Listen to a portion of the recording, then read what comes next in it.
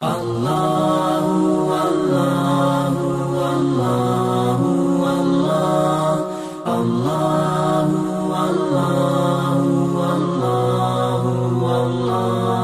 مجید نے ارشاد فرمایا الا بذکر اللہ تطمئن القلوب، فرمایا خبردار ہو جاؤ، اللہ کے ذکر میں ہی دلوں کا اطمینان ہے،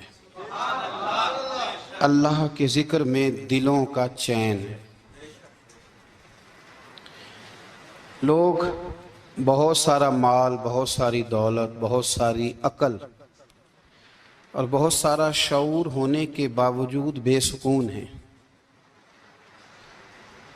جس چیز نے زمانے کو تکلیف میں مبتلا کر دیا ہے اور جو چیز ڈھونڈنے سے نہیں ملتی وہ اطمینان ہے، وہ قرار ہے۔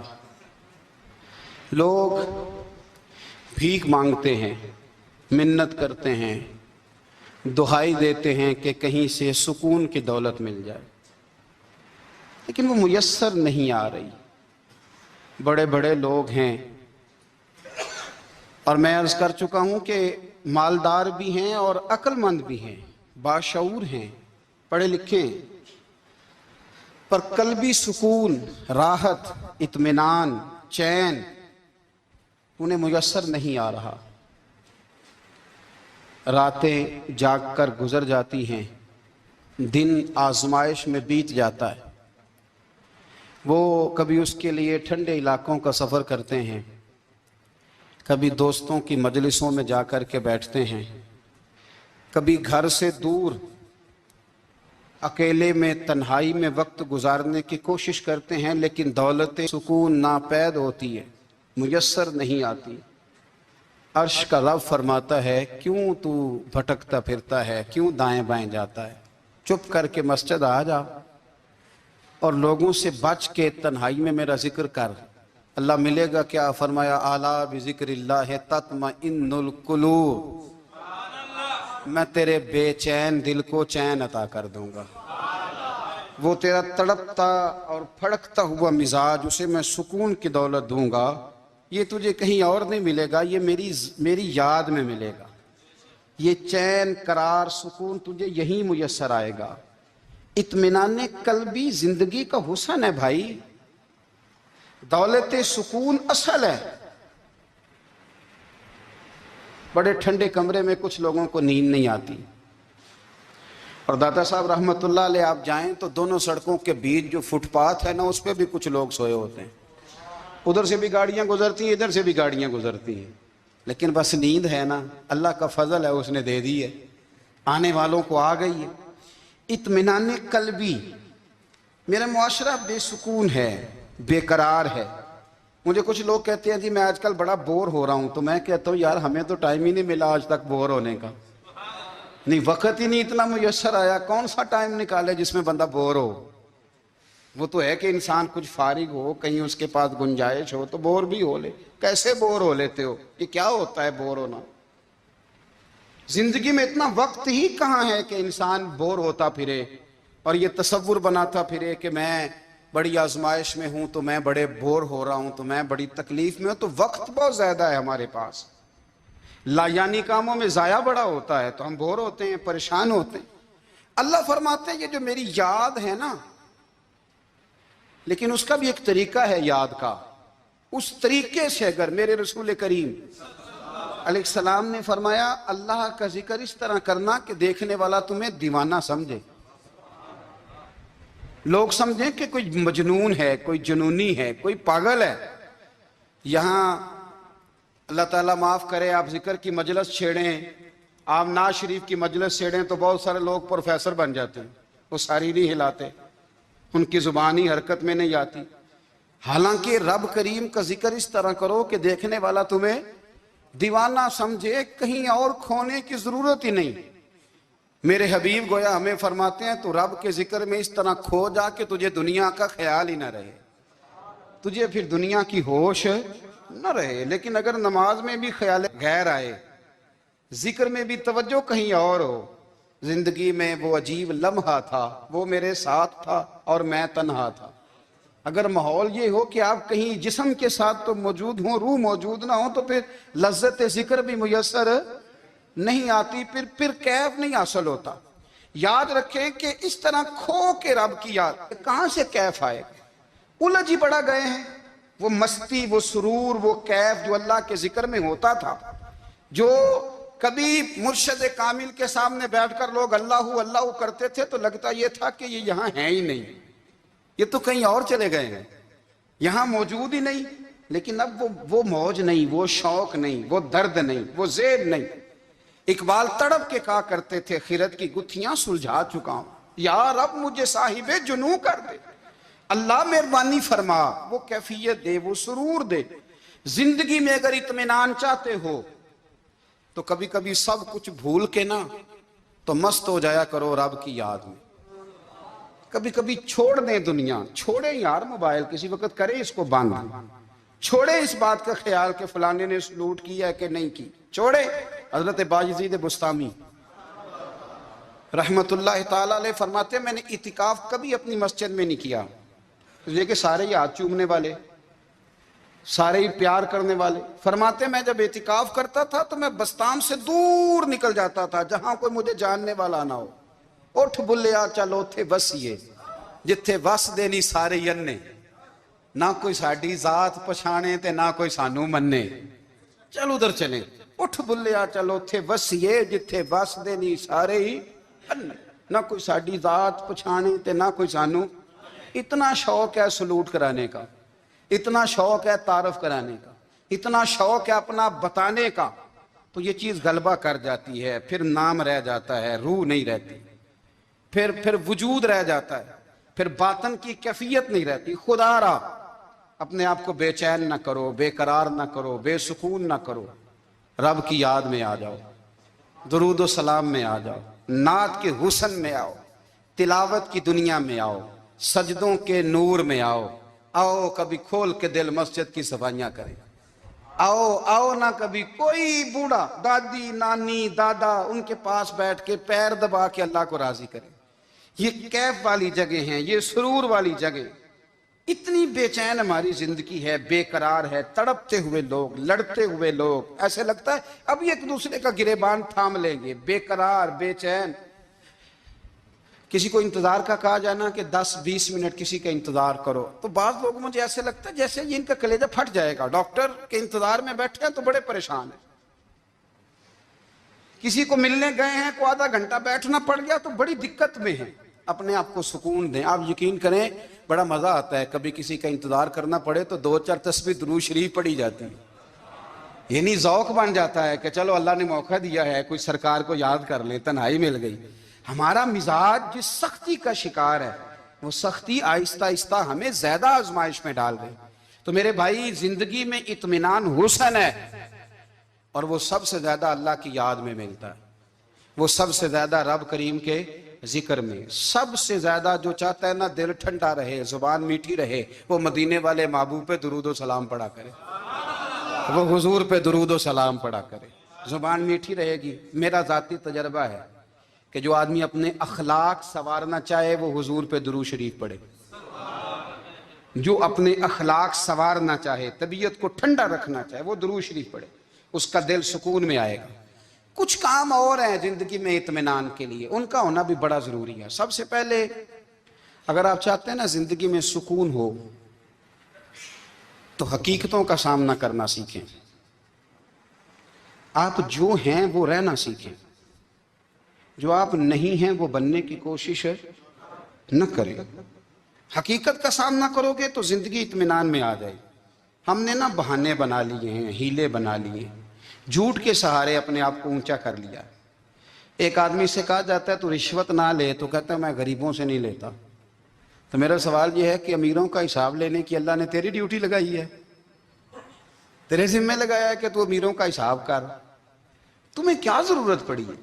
ہم نا بہانہ کرتے ہیں، رشوت لینے والے کا الگ بہانہ ہے اور سفارش والے کا الگ بہانہ ہے۔ حقیقت کا سامنا کریں، حقیقت کا۔ جو میرے ذمہ داریاں ہیں وہ میں نے پوری کرنی، جو آپ کی ذمہ داریاں ہیں وہ آپ جان نہ چھڑائیں، حقیقت پسند بنیں۔ میرے رسول کریم پھر پڑھیے درود شریف صلی اللہ تعالی علیہ وسلم۔ حضور صلی اللہ علیہ وسلم نے فرمایا کہ میری بیٹی سیدہ فاطمہ الزہرا رضی اللہ تعالی عنہا صرف جنتی نہیں، جنتی عورتوں کی سردار ہے۔ لیکن حضور نے یہ بھی فرمایا کہ فاطمہ یہ خیال رکھنا اگر اللہ نے حساب پوچھا تو حساب تم نے خود دینا ہے۔ نہیں، حقیقت کی طرف توجہ کرائی حضور نے، وہ صرف جنتی نہیں، جنتی عورتوں کی سردار ہیں، پر حقیقت کی جانب توجہ۔ میں حقیقت یہ ہے کہ اگر مالک نے حساب پوچھا تو اس کی تیاری بھی کرنی ہے۔ دیکھیں نا، ہمیں کچھ یقین نہیں، اللہ معاف کرے کہ ہمارا حساب کیسا ہوگا، لیکن کتنے آزاد ہیں۔ یعنی بڑی دلیری سے بندے کہتے ہیں فجر نہیں پڑھتا جی، 3 پڑھتا ہوں جی، شاہ رہ جاتی ہے جی، کپڑے صاحب، بڑی دلیری سے۔ اور سیدہ فاطمہ الزہرا نے ساری رات مصلی آباد رکھا ہے، حالانکہ انہیں یقین تھا کہ رب مجھے بغیر حساب کتاب جنت دے گا۔ حقیقت کا سامنا کریں، جو حقوق آپ کے ہیں وہ آپ نے ادا کرنے، جو ذمہ داریاں ہیں وہ ذمہ داریاں ہیں۔ دیکھیں نا، حضرت موسیٰ کلیم اللہ علیہ السلام کے پاس اسرائیل روح نکالنے آئے تو حضرت موسیٰ نے تھپڑ مارا، آنکھ نکال دی، واپس گئے۔ اللہ انہوں نے تو جلال فرمایا ہے، کہا موسیٰ علیہ السلام سے کہیے بیل کی پشت پر ہاتھ رکھیں، جتنے بال ان کے دستے مبارک کے نیچے آئیں گے اتنے 1000 سال ان کی عمر بڑھا دی جائے گی۔ یعنی میرے کان میں کوئی بتا دے کہ جناب 60 سال بڑھ گئی، کیا آپ کے کان میں کوئی کہہ دے تو خوشی ہوتی ہے کہ نہیں؟ لیکن یہ حقیقت پسندی نہیں، اس لیے کہ 60 بھی گزر جائیں گے، 70 بھی، یہ حقیقت نہیں۔ حضرت موسیٰ کلیم، چلے میں مثال دیتا ہوں، سمجھ لے 10 بال، حالانکہ بہت زیادہ آتے ہوں گے، 10 بال اگر حضرت موسیٰ کے ہاتھ کے نیچے آئے تو 10,000 سال تو عمر بڑھ گئی نا۔ 10 یعنی 10 سال نہیں، 10 100 نہیں، 10 بہت زیادہ تھی نا۔ تو حضرت موسیٰ کلیم اللہ علیہ السلام سے آ کے عرض کیا گیا حضور بیل کی پشت پر ہاتھ رکھیں، جتنے آپ کے ہاتھ کے نیچے بال آئیں گے اتنے 1000 سال عمر بڑھ جائے گی۔ تو حضرت موسیٰ نے حقیقت پسندی والی بات کی، فرمایا پھر کیا ہوگا؟ 10,000 سال کے بعد پھر کیا ہوگا؟ کہ حضور جانا تو پھر بھی ہے، فرمایا پھر ابھی چلتے ہیں۔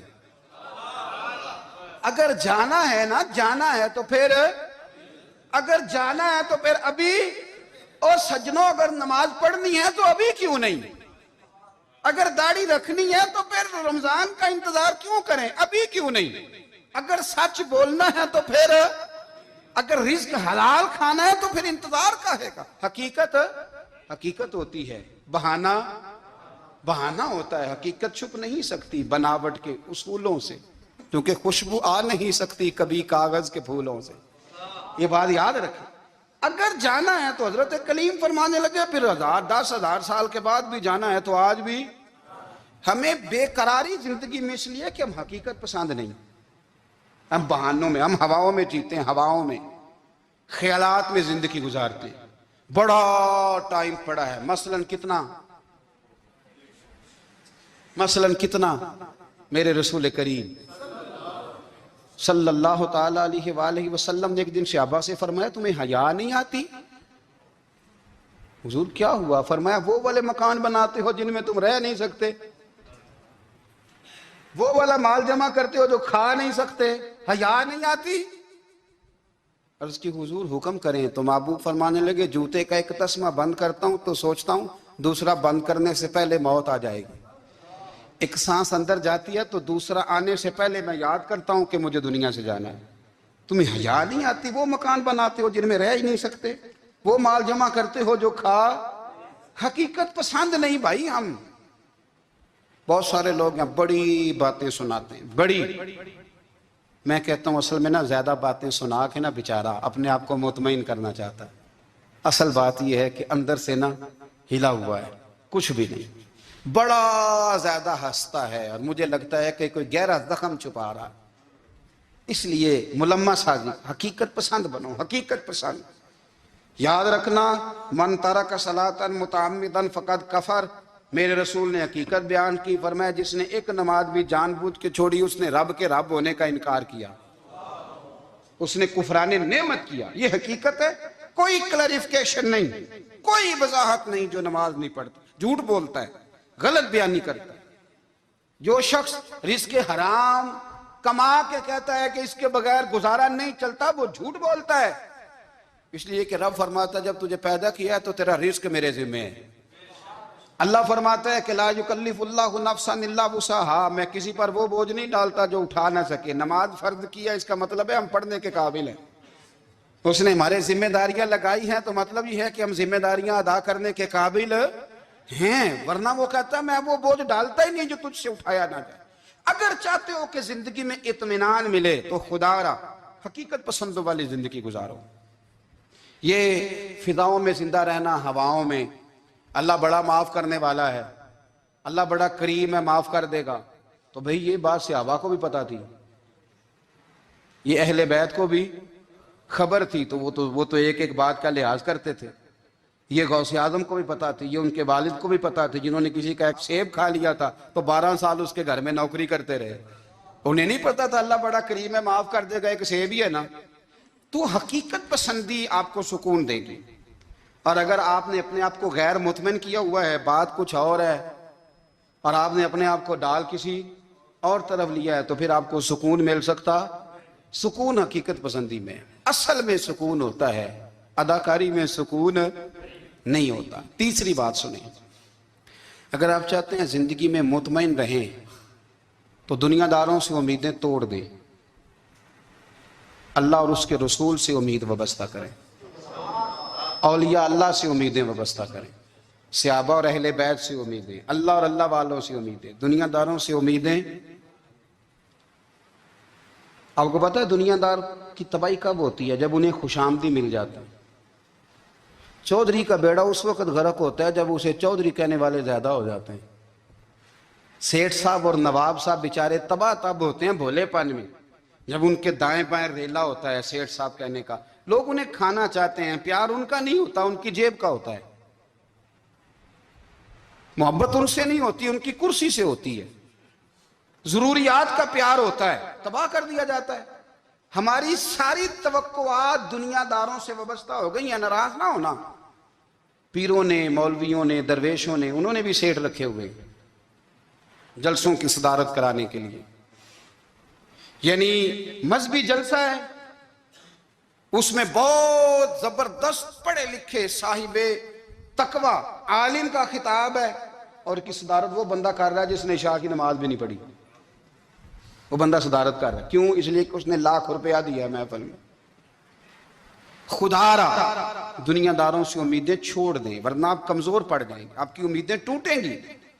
کتنا کمزور ہے وہ شخص جو 2-4 ہزار کے لیے کسی بندے کی چاپلوسی کرتا ہے، اس کے پیچھے بھاگتا ہے، خوش آمدیں کرتا ہے، تھوڑے سے نوٹوں کے لیے، دکھ سکھ میں کام آئے گا اس کام کے لیے۔ میرے رسول کریم علیہ السلام نے فرمایا جس نے بندوں کو راضی کرتے کرتے رب کو ناراض کر دیا، اس کی دنیا بھی گئی اور آخرت بھی گئی، اور فرمایا جس نے بندوں کی پرواہ نہیں کی، اللہ کو راضی کیا، فرمایا اگر رب راضی ہو گیا تو لوگوں کے دلوں میں بھی محبت پیدا فرما دے گا۔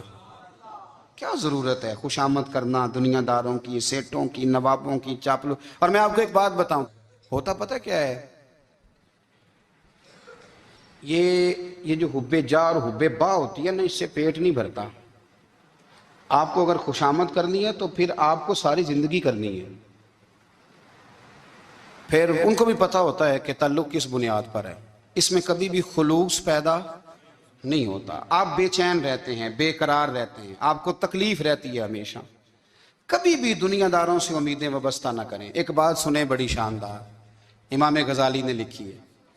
امام غزالی فرماتے ہیں کہ ہارون الرشید نہ حج کر کے واپس آیا بغداد میں، تو کونے میں حضرت بہلول دانا بیٹھے تھے، رش بہت تھا، مجمع بڑا تھا، حضرت بہلول دانا بھی سڑک کے کنارے بیٹھے تھے، تو سپاہی کہنے لگے یہاں سے اٹھ جاؤ، فرمانے لگے ہارون الرشید کی زمین نہیں، زمین میرے رب کی ہے، میں کیوں اٹھوں؟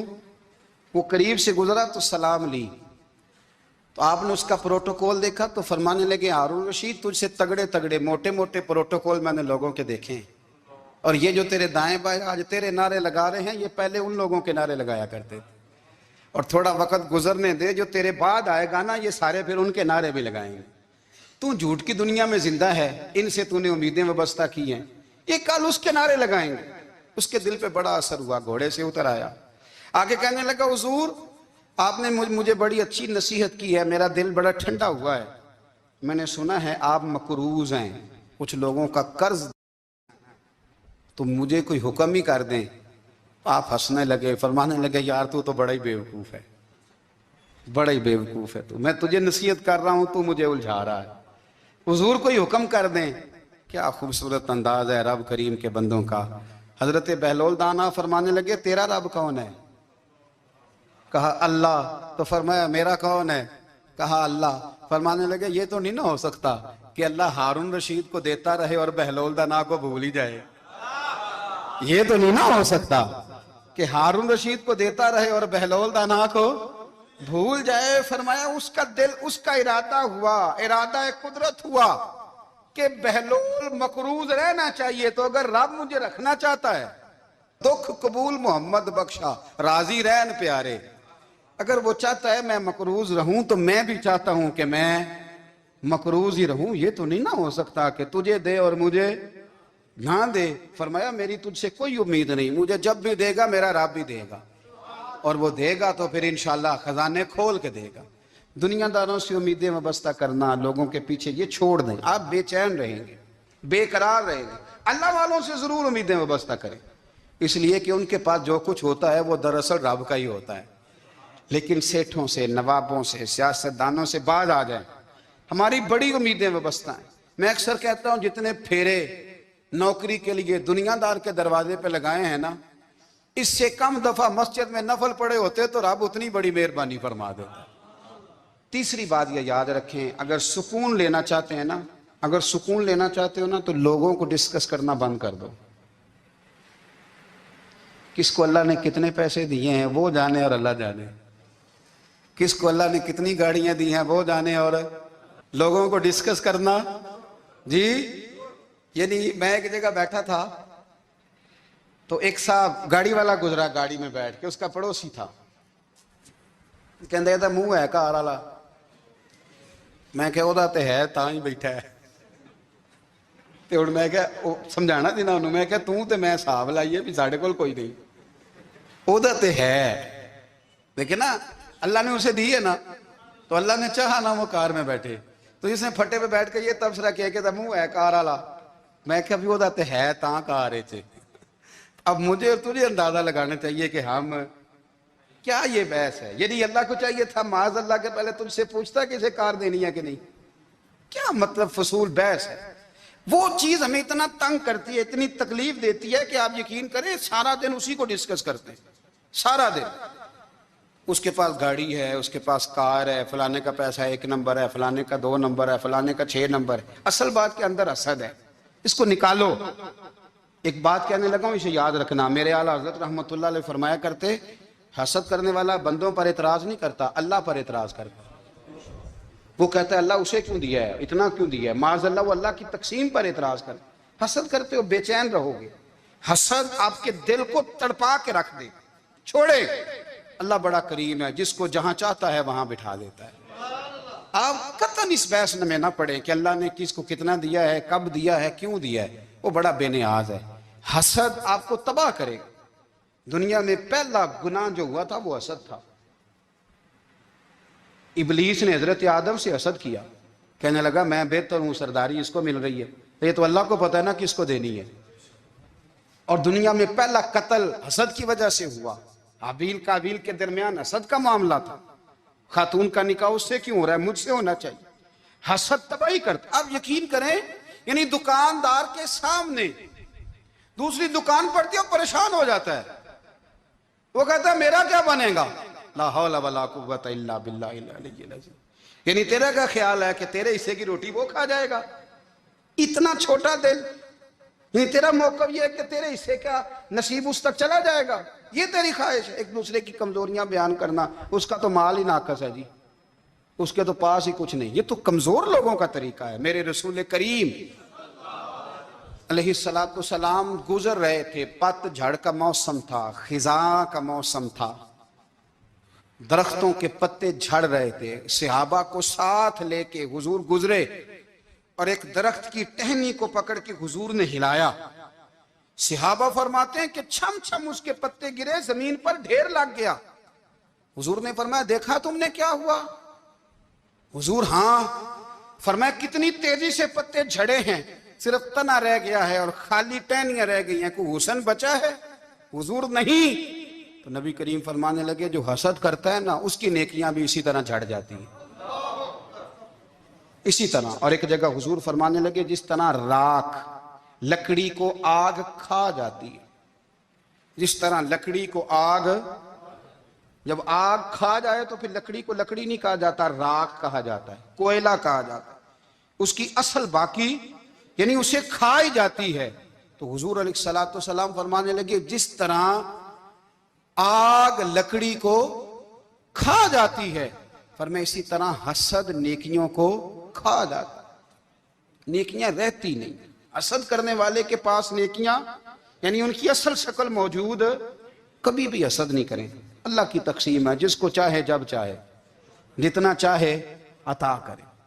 اور چوتھی بات میرے بھائی، کبھی بھی بغض نہ پیدا کریں۔ بغض والے لوگ بے سکون رہتے ہیں۔ بہت ساری کمزوریاں ہمارے اندر ہوتی ہیں نا، پھر اللہ ہماری روزی تو نہیں نہ بند فرماتا، یہ تو نہیں کہتا کہ زمین سے نکل جاؤ۔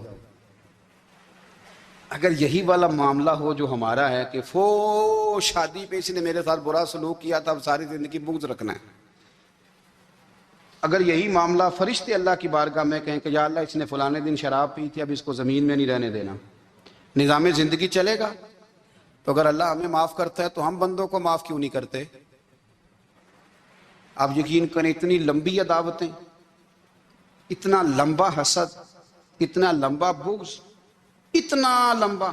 حدیث میں نے پڑھی، میں حیران رہ گیا۔ میرے نبی کریم علیہ الصلوۃ والسلام نے فرمایا اپنی بیوی سے کبھی بغض نہ رکھنا، اگر اس کی ایک بات ناپسند ہو تو اسے چھوڑ کے وہ بات دیکھو جو تمہیں پسند ہے۔ میں اس حدیث کو پڑھ کے سوچنے لگا کہ کیا بیوی کا بھی بغض رکھتے ہیں لوگ؟ اب حضور نے کہا ہے تو اس کا مطلب ہے لوگ بیوی کا بغض بھی رکھتے ہیں۔ اب اس پر استدلال کر کے مجھے کہنا پڑے گا کہ سسرال والوں کا بغض بھی رکھتے ہیں، کہنا پڑے گا کہ بھائی کے سسرال والوں سے بھی بغض رکھتے۔ اس حدیث کی روشنی میں سمجھا کہ لوگ بھابھی کا بغض بھی بغض رکھتے ہیں، بغض، ورنہ عادتیں تو ہماری بھی کئی بری ہوتی ہیں۔ اگر عادات ایک وجہ بنے اختلاف کی تو عادتیں تو ہماری بھی کئی بری ہیں، لیکن ہم اپنی بری عادتوں سمیت اپنے آپ سے پیار کرتے ہیں، اور سامنے والے کی ایک بھی عادت بری ہو تو اس سے بغض رکھتے ہیں۔ بغض نہ پیدا کریں۔ میرے نبی پاک علیہ الصلوۃ والسلام نے فرمایا کچھ چیزیں تمہارے دین کو مونڈ ڈالیں گی، تباہ کر دیں گی، کاٹ دیں گی۔ حضور کون سی؟ فرمایا حسد، تکبر اور بغض، یہ تمہارے دین کو تباہ کر دیں۔ ہم بے چین اس لیے ہیں کہ ہم نے بہت سارے لوگوں کا بغض پالا ہوا ہے، اور ہر فیلڈ میں سیاستدان نے سیاستدان کا، ذاتیات پر اتر کے بات کرتے ہیں، معزز ترین لوگ، تاجر نے تاجر کا، اللہ ماشاءاللہ بعض جگہ پہ اہل علم بھی ایک دوسرے سے عداوت رکھتے ہیں۔ خدا را دل رب کریم کے آنے کا ٹھکانہ ہے، یہ صاف ہوگا تو اس میں رب رسول کے جلوے ہوں گے، اگر اس میں عداوت ہو، اس میں بغض ہو، اس میں کینہ ہو، نفاق ہو۔ سنیں میرے رسول کریم حضرت ابو بکر صدیق رضی اللہ تعالیٰ عنہ کہتے ہیں میں رو ہی پڑا۔ مکہ فتح ہوا نا تو اکرمہ بن ابو جہل نے پیغام بھیجا کہ میں نا کلمہ پڑھنے کے لیے آ رہا ہوں۔ بات لمبی ہے، میں موضوع پہ رہنا چاہتا ہوں۔